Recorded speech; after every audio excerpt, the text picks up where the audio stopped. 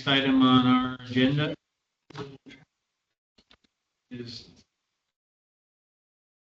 discussion of complaints. So we got the hearing. Wait, Well, that's what we're gonna finish up. Excuse me? Bring it up again. All right, Logan.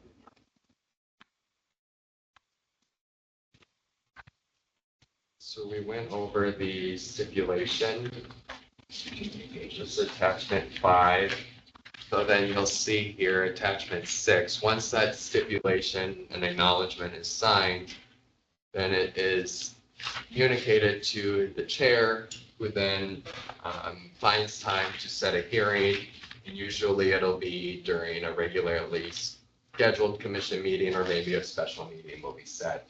There'll be one already occurring, but the order setting hearing is then signed by the chair, and it'll give the presentation time and the date and time for the hearing. So like today, this fake one, 1:30, where we're at. So that is the documents that set up the final hearing, and then the commission, the 5 commissioners will start reviewing the report and recommendation.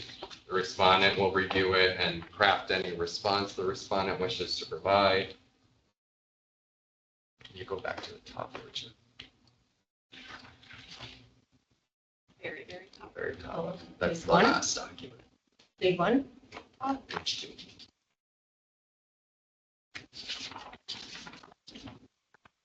So this is this is the part of the problem that really shows what a report and recommendation will look like. At the top there, we make a note that a real one will have a cover page and the table of contents.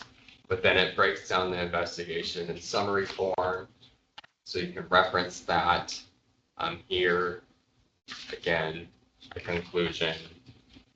But we can get into that for the hearing part. Go to the next page. I have a question. Sure. On page 1, order setting hearing, you've got presentation time, executive director, initial 30 minutes. Oh, and then the rebuttal after the respondent. Yeah, okay, I misunderstood. I understand now. It's Go ahead. equal time for both. Yeah. So then in the report and recommendation, again, we reference that there will be footnotes, many footnotes included in a real one, and then the underlying investigation documents or files, whether they're recordings from interviews or paper records that we've obtained, etc. But it'll go through an introduction, a factual background, that includes the initial review, any criminal referral. Again, this is all made up for purposes of demonstration, informal resolution, and then it'll break down the investigation. So here's really where ChatGPT took over and identified 6 witnesses that give little synopsis of the interview with each witness, which follows what we would do in a real one.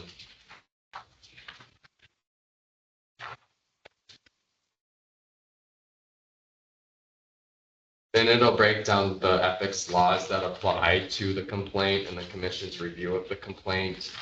And there'll be a background on the commission's authority and its investigations. And then after that, the subsequent law that applies for the conduct.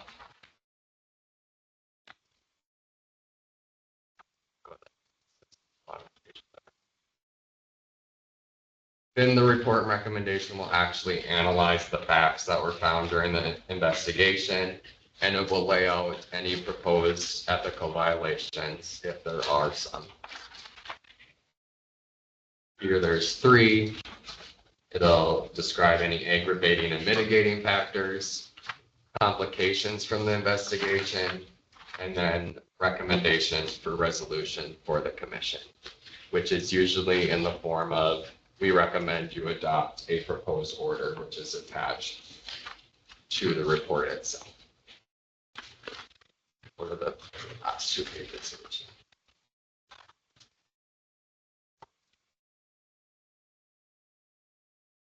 will look like that. It looks similar to court documents. Again, this is within the commission's internal process, but it'll lay out things. And then if the commission makes a decision to follow the executive director's recommendation without changing the report, it's prepared so the chair can sign it if that's what the commission chooses to do. But the commission can also change it if there's certain things that occurred during deliberations. If you need a copy of it, staff can get that to you so you can make those changes.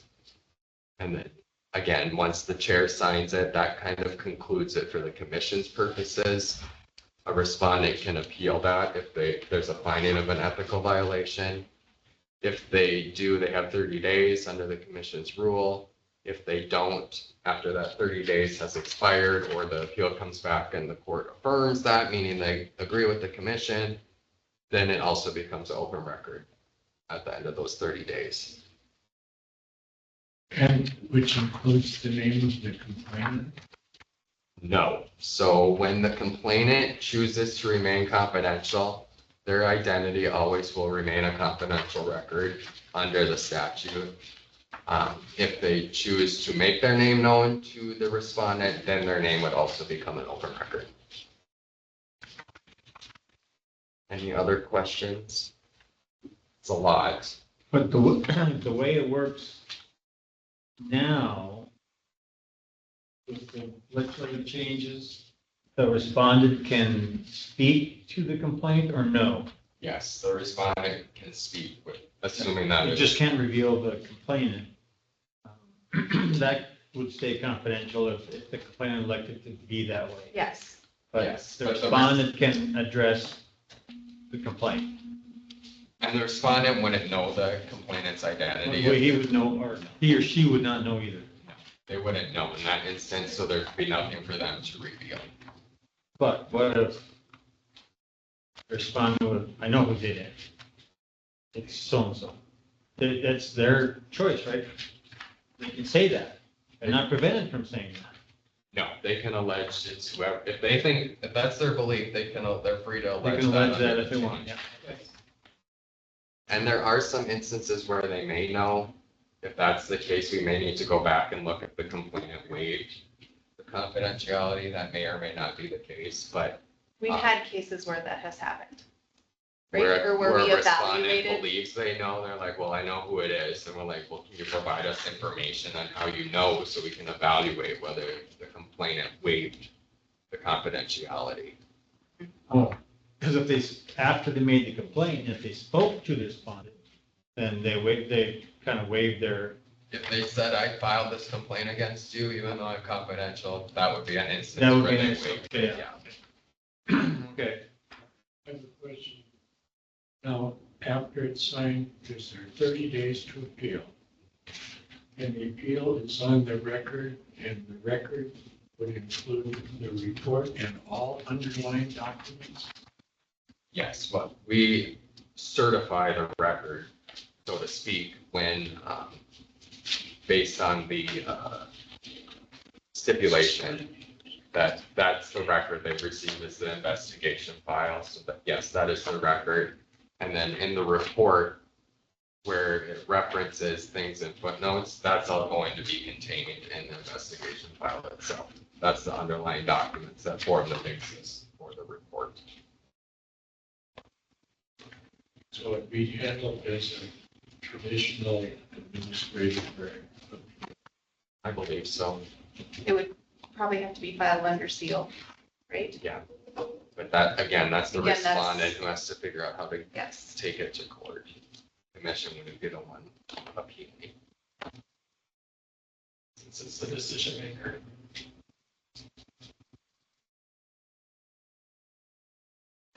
Any more questions, or you want to do the mock hearing? Ready for it? I'll go over the document. Can you bring it up, Alicia? Attachment 12.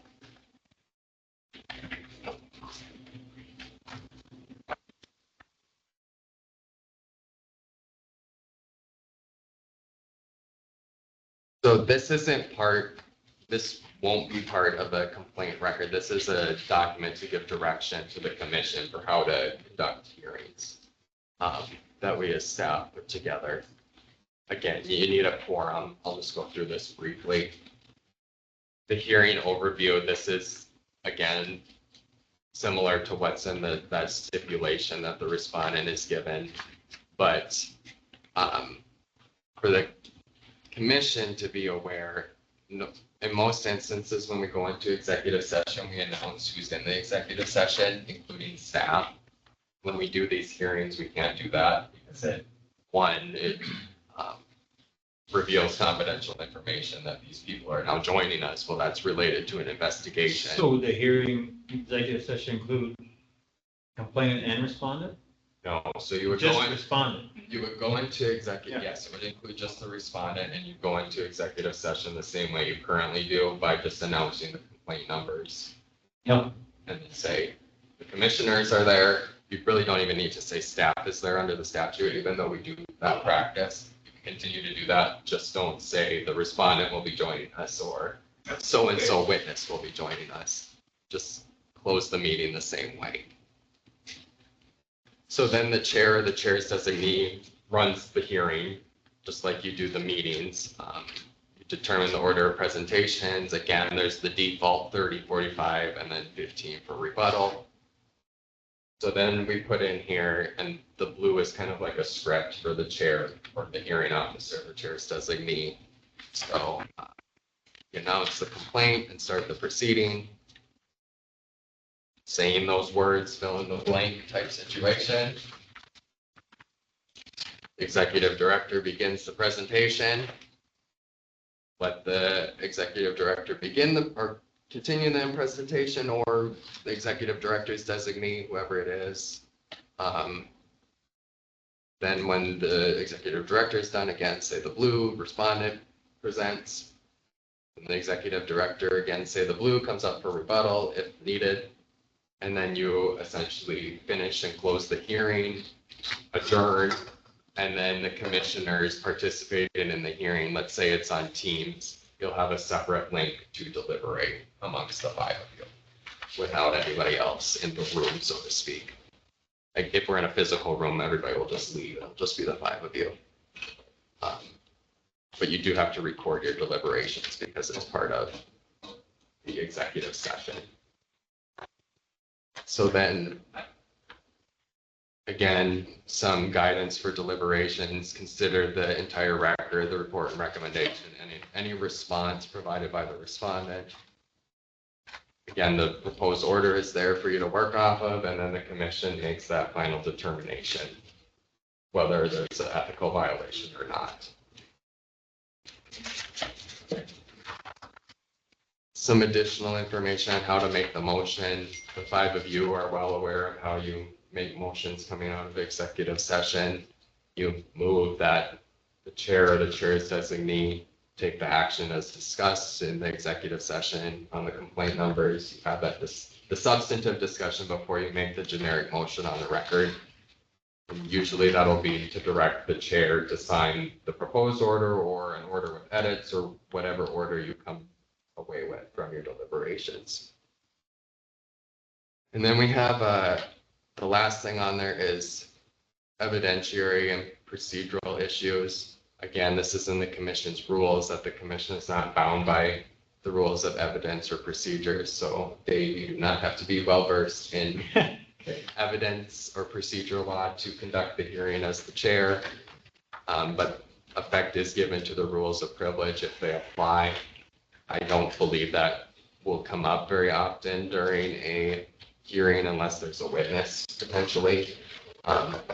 What's not on here currently is how to handle witnesses. So we'll add that to the document. We're just having some internal discussions on what that should look like, and we'll discuss that with you, Dave. But that's kind of the overview of how a hearing would work. So I have a question. Can the commissioners during the hearing ask questions of myself as the executive director or of the respondent or his or her attorney? I believe During executive session? Mm-hmm. Okay. Been in here somewhere, I don't You do. remember where it is. Yes, at any time, commissioners can interrupt to ask questions. So if any of you have watched the Supreme Court do oral arguments, they interrupt regularly. You can ask questions anytime, just like that, or a legislative hearing, when they interrupt to ask questions, you can do that as well as commissioners. If there's a road you want to go down or if you have questions about something specific, feel free to speak up and ask them. So in this instance, basically, if I were the executive director on this one, on this complaint, I would walk the commission through. Well, why don't we run through it? Do we want to do it? Yeah. Why don't we run through it? Okay. Do it that way. I wasn't really prepared to like, Go ahead. sure, make my presentation or my argument, but, I think we should, just for practice. okay. So what I would say with our fake complaint, The chair started the Oh, hearing. yeah.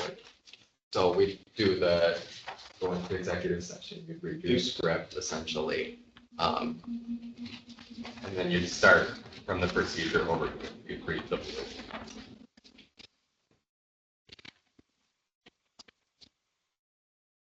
Want to pretend that you did. Kind of idea. And then, I know where it is. Do you know where it is? I lost my sheet. Oh, there we go. Okay. The commission has before it complaint numbers 825549997 for a final hearing. The matter of Clem Cadiddlehopper, Farmer. Commissioners present are Ward Kozer, Murray Sagsby, Dave Anderson, Cindy Lindquist, Ron. Appearing on behalf of the executive director are Executive Director Rebecca Binstock and other commission staff assisting the presentation. Appearing on behalf of the respondent are George and Gracie, George Allen and his attorney Gracie Allen. Time allotted is as follows: executive director presentation, 30 minutes, rebuttal 15 minutes, respondent presentation, 45 minutes. At this time, the executive director may begin her presentation. She just left. So we'll wait until she comes back. Or the designee may begin the presentation. so I don't know in most instances if she'll want to do it herself or if she'll want staff to do it, or if there's a SAG that's assigned or an investigator who's assigned to do it, but I'll just pretend for the sake of. Well, she likes the limelight. For the sake of pretending, well, what will happen is usually, well, her or I, or whoever it is, will say, you have the report and recommendation before you, we submit it, et cetera, on its merits for your consideration, and recommend the commission adopt the proposed order as outlined in the report and recommendation. So I don't envision most instances where we'll present a case for 30 minutes. It'll be the report and recommendation that the commission will rely on, unless the executive director has differing thoughts. But I was just saying, in most instances, I don't think the 30 minutes we'll use, No. but we'll submit it on the report and recommendation.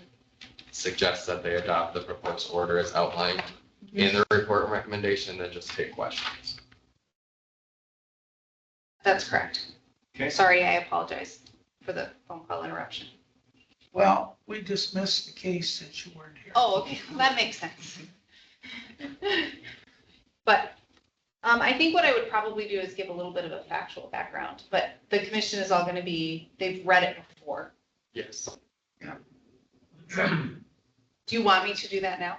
go ahead, do what you would do. Dave's shaking his head no. This is a great fact pattern though. It is. That is good. Great fact pattern. It's good. But because you had, in this instance, though, you have a whistleblower coming forward, right? So you have somebody who made information public, and this is the administration of a bill, Bill 1000, I love the number. And you have this potential, or this criminal overlay in this one. So this also demonstrates how the Ethics Commission can receive a complaint by an individual who may not have firsthand knowledge, right?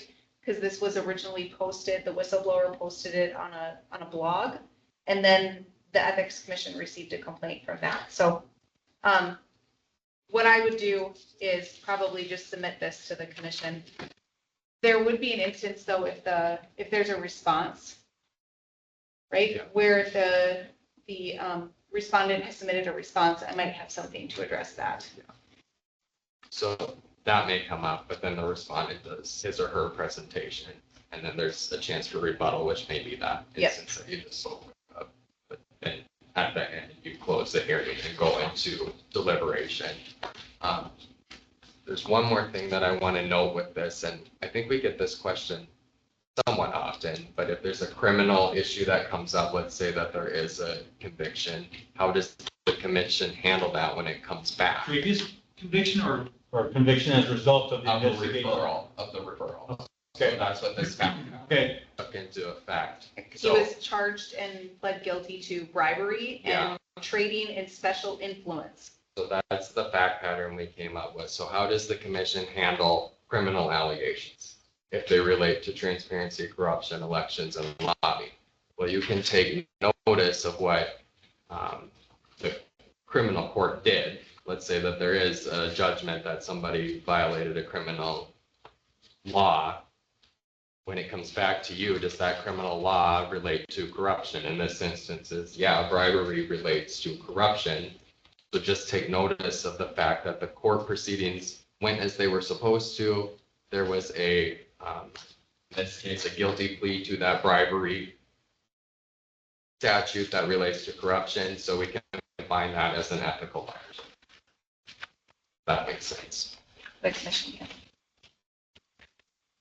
Yes. I also want to point out that the question that Murray presented us with earlier, when the commission learns about a potential ethical violation in the context of an investigation, what do we do with it? This would be an instance of that happening here with the fact pattern that's presented, because Elmer Pine has an interest in a company, and then he voted on legislation that he knew would benefit that company, right? So, but that wasn't the original complaint. The original complaint was against, I forget his name now, Spruce Oak Ridge.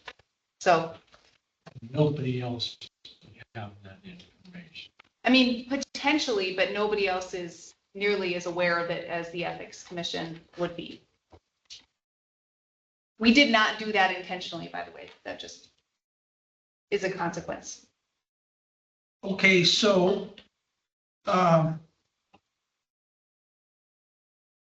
Spruce Oak Ridge has gone through the criminal process already. Now it comes before us, we find an ethical violation.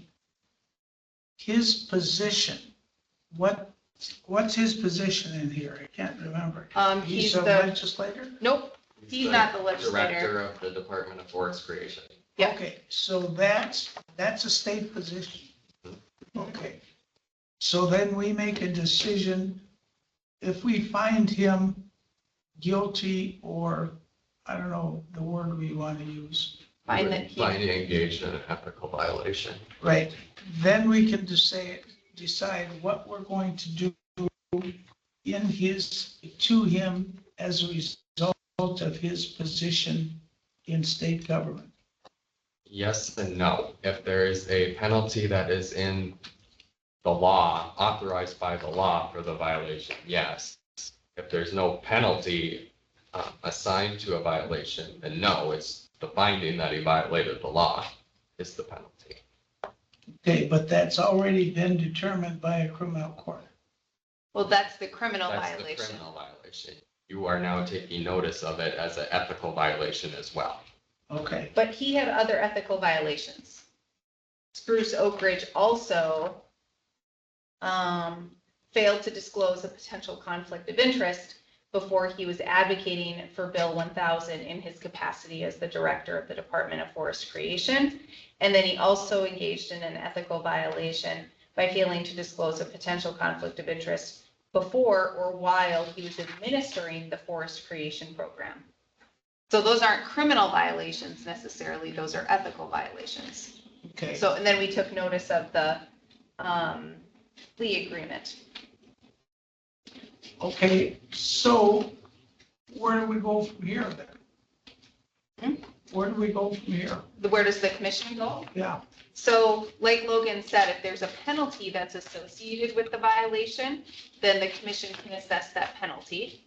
If there isn't, so the conflict of interest rules don't have a penalty associated with them, it's going to be, the penalty is going to be the finding that they violated that conflict of interest rule or law, yes.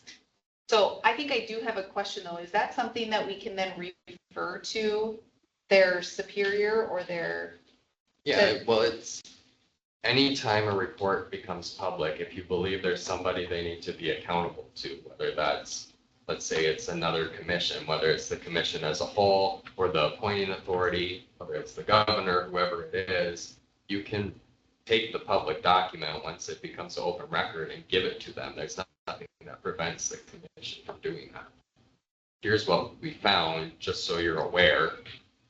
Maybe you need to look into this as so-and-so superior. they may have internal processes and procedures for how they handle misconduct or something. you know, this seems to me to be a fairly weak response to his actions. Am I right or not? The fake response to the fake actions. Yeah, Okay. So that's a question for the commission. If there's a rule that the commission created that's violated, when you go through the rulemaking process, does there need to be a penalty associated with that? Or maybe just at large, does there need to be a penalty that applies to all ethical violations? That's really on the front end with the rulemaking authority of the commission rather than on the back end, okay. because you can't really write in something that's not in the law. Okay, I think we should make him walk on the hot pavement during the summer. Barefoot. Barefoot, yes. Okay, Can the commission prescribe education as a If result there's a of? rule that aligns with a violation, yes. You could do it as part of a settlement agreement. You can definitely, yes, definitely do it as part of a settlement agreement. you know, I'm just concerned that if he or she, most likely it would be a she. Notice how Cindy and I looked at each other. Excuse me.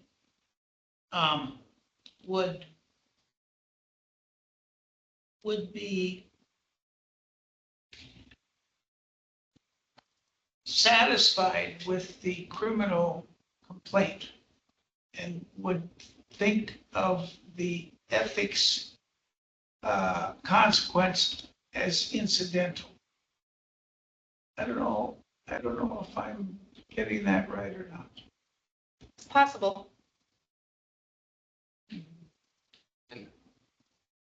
Yes, that applies in the context if there is a criminal component to it. A Yeah, large majority, there's never going, this was just for the purposes of demonstrating how Right, that works when the right. commission receives it back. right. In most instances, there may be let's use a gift violation, for example. There may be a gift violation, but it's not criminal. There still should be a finding that an ethical violation occurred. Right. Yeah. Or if there is a criminal component and the state's attorney or the attorney general, depending on who has jurisdiction, decides not to prosecute. Yeah. Right? So we should make sure that the consequences that we put in place have some teeth. if you want to make a consequence, it should be in the rule, yes. Yeah. And make it consequential. And I didn't mean that about when. We know, We know, we have the data. yeah. We'll whip out the data to show you that, never mind. Yeah. Yeah, well, the other point though is how do we not downplay ethical violation? We're the Ethics Commission. And there's aspects of this where I want to shout it. I want him to walk around with a red letter. Like some Yeah, recent cases in North Dakota that we may not have handled. yeah. So, So part of it, once the complaint process is over, you have that file, like this file, you have the file, so there's nothing that prevents the commission from discussing it further in a public meeting, et cetera. You can, I don't know what that would necessarily look like, but you can have further discussions about what occurred, whether there's some recourse that needs to take place on the front end with rulemaking processes, et cetera. Maybe education stuff, I don't know. Maybe. But The other thing is that once the appeal process is done, then the confidentiality veil goes away. And it is public that's what then. Yep. So it's, we envision where once the commission issues a finding or an order, that it will, and it's either not appealed or the appeal is affirmed or something, that it will then go up on the website. So that finding will be accessible. But let's put it. I'm not saying that that's maybe what Well, you're let's getting put it to, up but there with the yellow highlight or the red highlight or whatever. I mean, and again, well, never mind. In effect, it's treated like an open records yes. under existing. With the conflict of interest, right? Because there are other, like the gifting rules is 2 times the value of the gift. And that's when we talk about the travel, right? That there's that penalty, civil penalty that is attached to the travel rules as well. So the question I think as Logan phrased it is, should there be a consequential penalty attached to this particular violation or all violations where we have a general rule about penalties that could be assessed by the commission?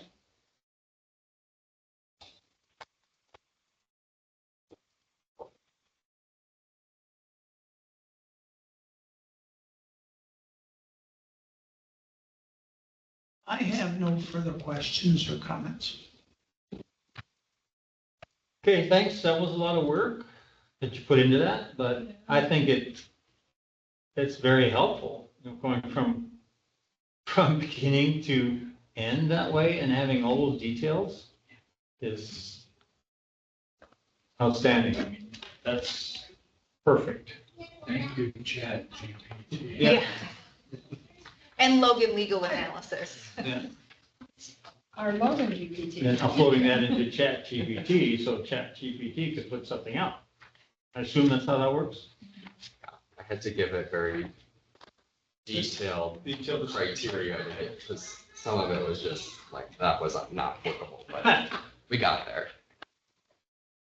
But the other thing is, this is going to be good for, as the commission goes into hearings, keeping this as a reference material will be really helpful to prepare for those hearings. Yes. And then we do have the issue, just one more note, we do have the issue of witnesses. If somebody wants to bring a witness to testify before the commission, how will we effectuate that? How will we do that? That is one thing that we have not nailed down yet, but we have a good sense for it. Executive session, right? Yes, it would have to be an executive session. Would he be present? Okay, well, thanks for that. That's amazing. I'll have to learn ChatGPT eventually. No, I won't. It did the interview summaries, so if you're interested. I'm not gonna do that. The interview summaries are interesting too. Okay. So earlier, Rebecca, you gave me a note, complaint numbers 22003 through 22010, That's correct. but on your, on the inclusions, I only see one complaint number. Yep, so we need to add the other ones, which we Okay. can do because we're in a regular meeting. Yeah, I don't care. I mean, I have them down now so I can get us into the executive session. So that's Yep. fine. I just want to make sure what I have is accurate. So you'll have 25067 Okay. and then 22003 through 22010. Okay.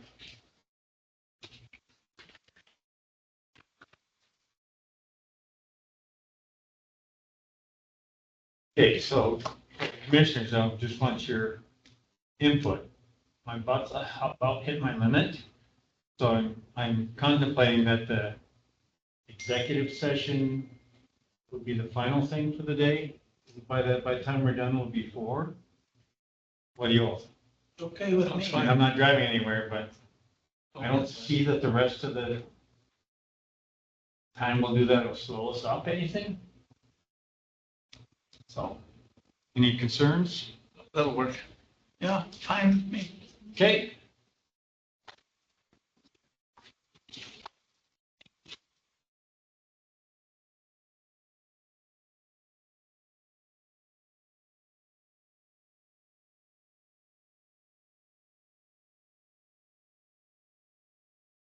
Need a little break before we start the executive session?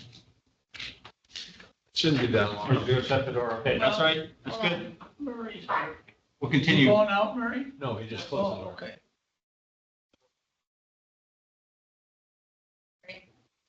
Okay. The next item on the agenda are complaint numbers 25-067 and 22-003 through 22-010. Hereinafter referred to as the complaints. This item must be discussed in an executive session. The legal authority for closing this portion of the meeting is North Dakota Century Code, Chapter 54-66-12, Section 1, North Dakota Century Code, Chapter 54-66-12, Section 3, and North Dakota Century Code, Chapter 44-04-19.2, Section 1. Topic or purpose of this executive session is discussion on the complaints and information regarding the content of parties to a complaint to the Ethics Commission is confidential. As the complaints must be discussed in executive session, no motion is needed to enter executive session. The executive session will be recorded, and all members of the governing body are reminded to limit their discussion during the executive session to the announced topic. Any collective decision, collective commitment, or other final action by the governing body must occur after it reconvenes in an open meeting. Prohibition on taking final action during the executive session does not apply to providing guidance or instructions to our attorney. We will now ask members of the public who are attending the meeting to leave the meeting. We anticipate adjourning the executive session and reconvening the open portion of the meeting at approximately 4 o'clock? 3:40? Okay. At approximately 3:40. The minutes will show the executive session began at 3:30 and was attended by Commissioners Ron Goodman, Ward Kozer, Cynthia Lindquist, Murray Sogsveen, and Dave Anderson, along with Executive Director Rebecca Vinstock, General Counsel Logan Carpenter, and Operations Administrator Alicia Mayer. Okay, we're ready to go into executive session.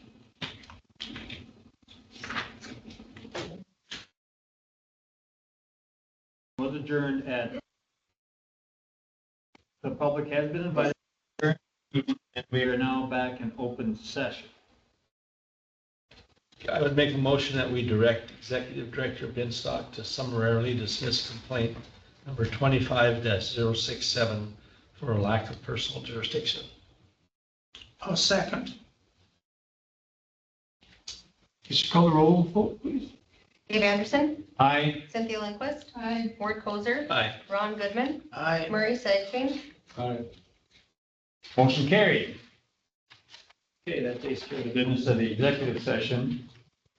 Okay, what's everyone's thoughts? I propose, as a good time to break for the day, but Rebecca, you understand more. I think we will still have time to do the effort to strategic workforce.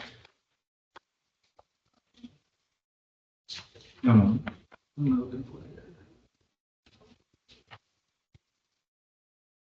think that leaves us with 3F, my agenda. Discussion of proposed travel rules, executive director evaluation,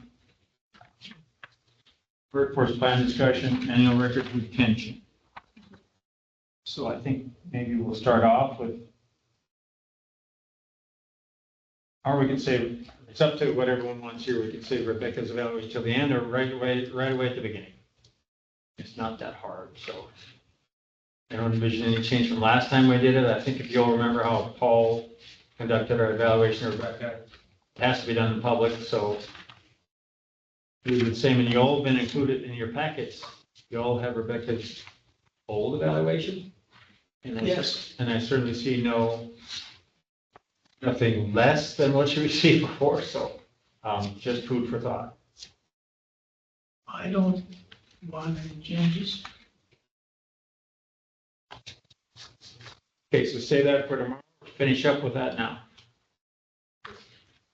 That's probably our easiest task, considering how well she done for us, so. Don't want to shortchange anything, but. Thoughts? I would move that we repeat Rebecca's evaluation from last year, all fives in all categories.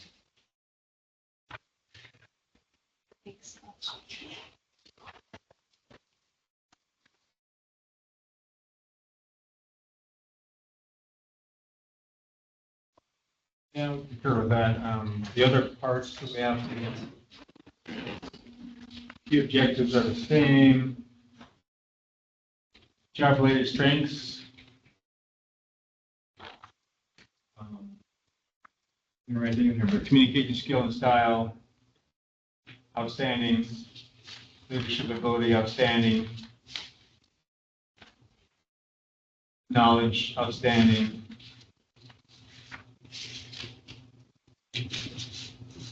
Learning ability. I don't think that's been affected too much by UND. Sorry, Murray. I forget how many attorneys we have in here, and who now works at UND.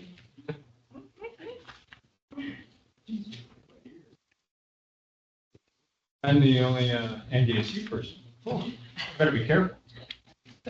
Yeah, you better be careful. Learning ability, outstanding, detail oriented. So anybody disagree with those? I agree with Ron that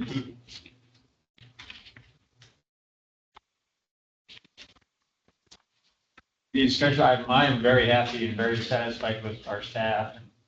Becca's led the team and done an outstanding job, so that was recognized when Paul was here. Still the same as far as I'm concerned. Any other discussion? I think we should know her leadership skills with the legislative session. Oh, yeah. Or particularly her efforts. And um, leading the team. Just stand their ground very professionally in a good way. In addition, handling the stress of all the hearings. Yeah, and keeping us informed. Yes.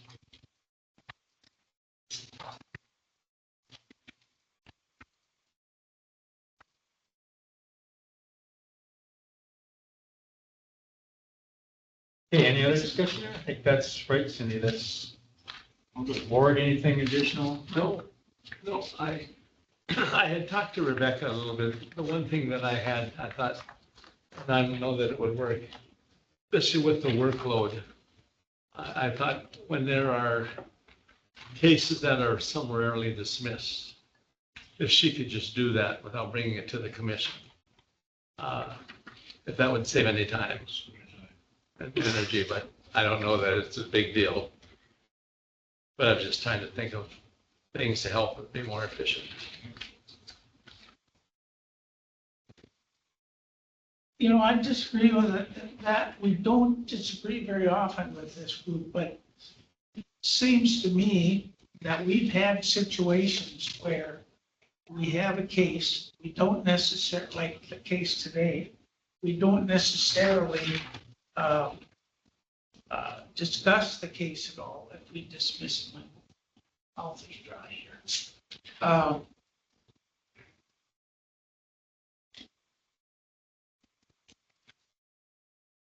But there have been cases where the case came up, we were going to summarily dismiss it, and we have discussed the case, at least on a limited basis. So, you know, most of those we can dismiss, but we're going to have her dismiss. But and maybe you could just tell us if there's an issue with any of the cases that come up. But I don't think as a commission, we have to. Go through the motions okay, in order to, I don't know if it saves us that much time, but I think if someone submits a complaint to us, we owe them, I mean, yeah, they don't, some of them don't qualify, some of them are just like the one that we had. They don't, they're not in our jurisdiction. So I think we owe the public, we looked at it, and here's the answer, it's not in our jurisdiction. No, we don't make it public, but the individual concern, that might be important. what do you think? So I bring it to the commission. I do have, or not me specifically, but the executive director has the statutory authority to dismiss a complaint in the initial review stage. When I came on, one of the concerns that I heard, and I'm not sure if it was Ron, I actually think it was Paul maybe, was that the previous executive director would do that. And then the commission was not informed of what the types of complaints that you guys were getting. And he had every right to do that, right, based on the statutory authority. So I did not make that my practice. I also think that from an appeal standpoint, and this is when Murray asked the question, was it last week maybe, that I responded with, is that from an appeal standpoint, I would much rather have it be that we consulted, that I consulted, or that you directed me to do that, and that they can appeal then to the body or to the board that made that decision, instead of creating an inherent conflict between the decision that I made as executive director and then appealable to the individuals who I work for. So I think it's a better process. It might be me trying to be extra cautious, but I think it's generally a good practice. And I also think it just lets you know about what's going on and what kind of complaints we're getting and what we're seeing. And there have been, Ron, you're right, there have been a few instances where I recommended that the commission summarily dismiss something, and you guys found an issue or a legal concern that I missed. So is it better to have that appeal, somebody then appeal, or to address that right away? And I think it's probably address it right away. That's fine with me. It's not a big issue to me. I just was thinking that might increase efficiency a little bit if we didn't have to go through that process. Not a big deal.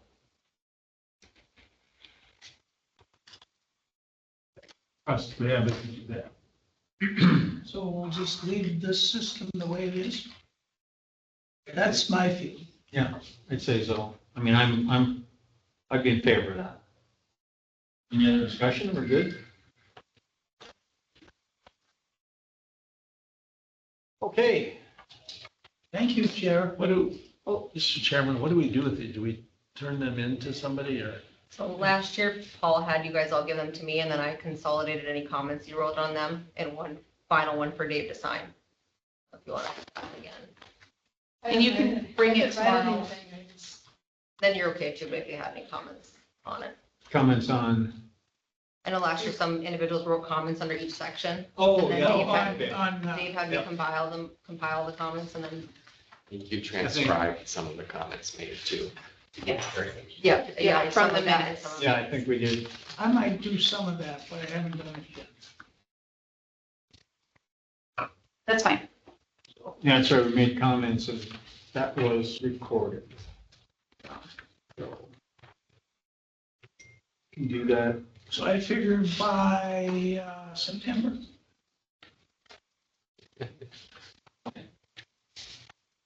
You think the commission only has till June 30th? Okay, yeah. Last year's is dated the 27th of June. All right. I'm gonna make some comments, but I won't have them today. So, like Dave is implying, my brain is fried. So we start off right away in the morning, we'll change the agenda a bit, and we'll start off with the executive director evaluation and salary discussion. And then go through the rest of the agenda. All right. Okay, that work for everybody? Yeah. We start again tomorrow morning at 9, correct? All Same right. we leave? same room? No, I don't think so. I think it's supposed to be cleaned up at the, Are we finishing early tomorrow? We're gonna go the whole day. I don't think it'll take the whole day tomorrow, I hope but not. maybe it will. Well, you, By 1 o'clock? doesn't matter for you, you've got a time change. You get an extra hour. Oh, I'm Not on I'm the way Central back. Time. Oh, you're on Oh, Central Time. Oh, I feel so bad. Long time ago, I had a guard meeting and I thought they were on mountain time. And I had to do the last part of my road trip to Williston from Bismarck at extra high speed to make my meeting.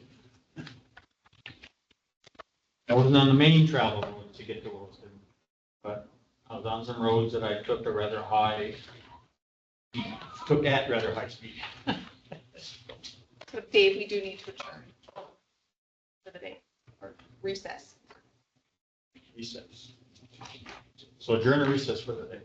Recess. Okay. Then it is now 4:50. This meeting is recessed until tomorrow morning at 9. It's 3:50. Thank you, everybody. Oh, I'm sorry, 3:50. I said 4:50, You didn't I? did, but that's okay. And an extra hour to our work. You're thinking, well, most of the time. Yeah.